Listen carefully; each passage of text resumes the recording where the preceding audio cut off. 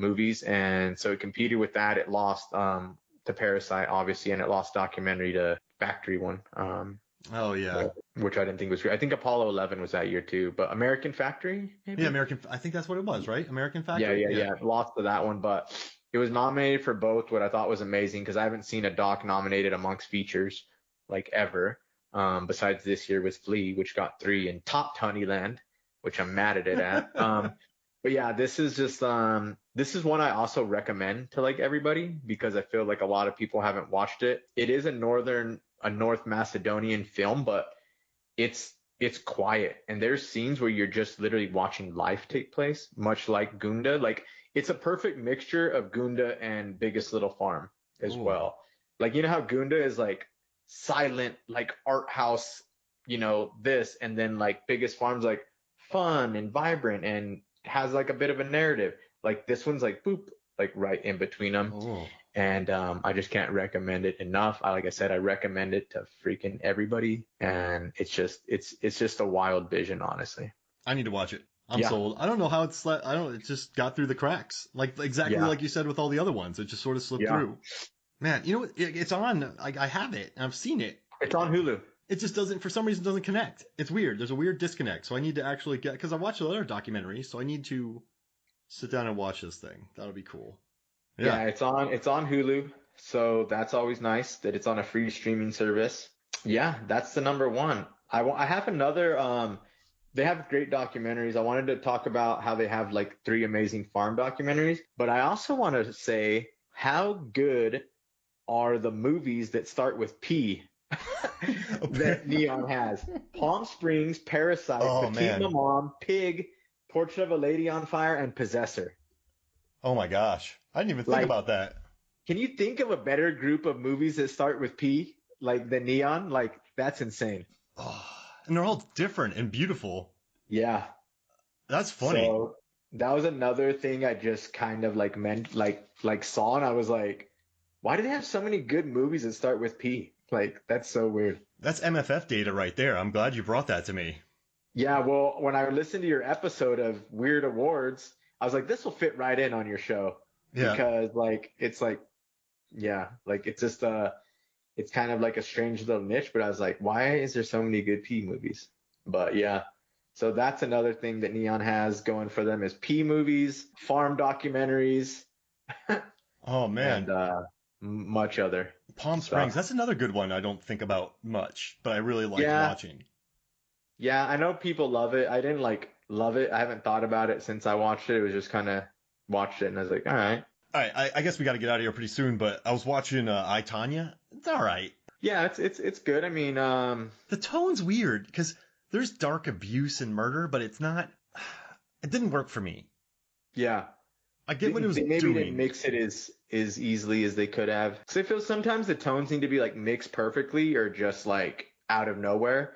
And it was just kind of that in between of like, oh, well, what are you doing? Mm-hmm. Margot Robbie and Allison Janney, both really good. Paul Hauser is another guy I love. He's the best. And he's such a good character actor. I love him in everything. He's always eating really nachos in I, Tonya, and it makes me happy. Yeah, so that's good. But I'm going to check out these 3 of yours that I haven't watched. And maybe I think I only had one you hadn't watched because I was brand new to most of this stuff. I mean, I've seen a lot of them from the last few years from Neon because that's really when they made the thing. But like a lot of years I haven't seen. And like we talked about, they just haven't marked them as well. I'd like to see Ammonite. Have you seen that? Yeah. It's all right. Yeah, I mean, Saoirse Ronan is my favorite. She's the Kate best. Winslet. It looks like a good movie as well. Painter and a Thief. That's a good. I don't know if you've watched that documentary. Painter and a Thief. I saw. Yeah, Monos. Cool. I saw. Yeah. I mean, I watched The Killing of Two Lovers for this too. That was good. Yeah. Very. I mean, I liked it. It was good. Yeah. But I'm not trying to insult it when I say it's good. It's good. I don't think I'll ever watch it again.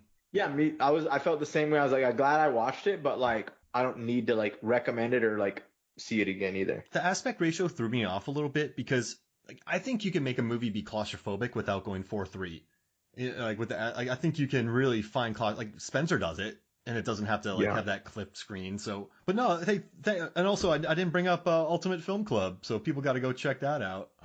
It's a legit Instagram right there. Yeah, it's a good Insta, just trying to throw it out there, have a good time. So my thing is just like I didn't have anyone to talk about movies with because my wife, I just bombard her with like actor and directors like personal lives and like a list of movies I've watched, and she's kind of like, okay, like I have a real job, like I can't just do this.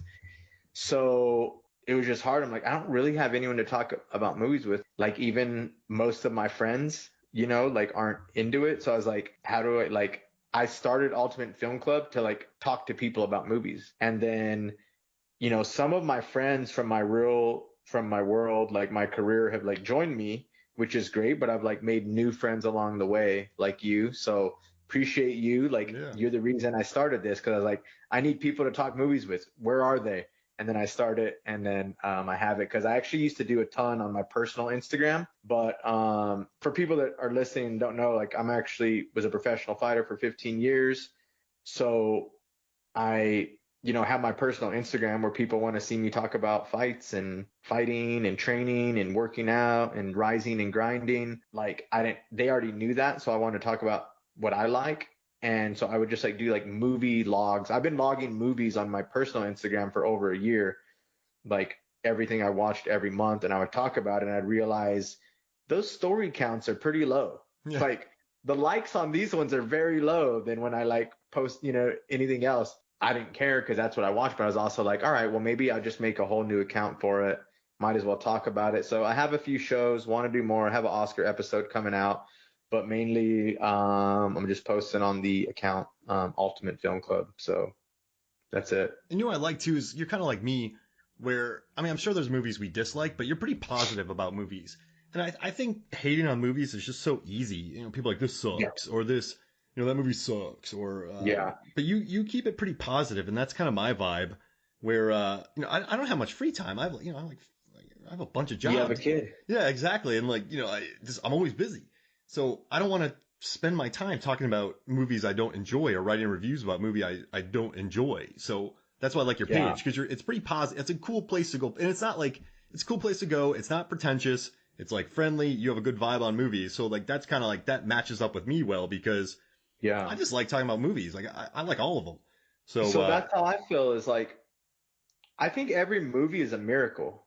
Like the fact that movies made, I would never be like, you would never tell someone that made a movie and like that's a dream, like, oh, that's not good or that's bad. So I hate even like being a critic of movies. So like, I just want to talk about movies that I like because why would I just be like, oh, that was stupid or that? Because like, I appreciate the art of movies hmm and the effort of making it. So in the way every movie is like a miracle to me. So if I don't like a movie, like it's not for me and I will rate it, whatever, but I'm not going to also rate it and then be like, talk about how much it sucked. And like, I never wanted it to be like a critic thing either. Like I want to talk about movies. Sometimes, yes, that does mean critiquing, but like I even feel right now, like me and you didn't critique. Like we literally talked about what we liked about the movies. yeah. And it was easy because, we were talking about movies we like, but that was my thing from the beginning is like, I want to talk about movies. I want to discuss them.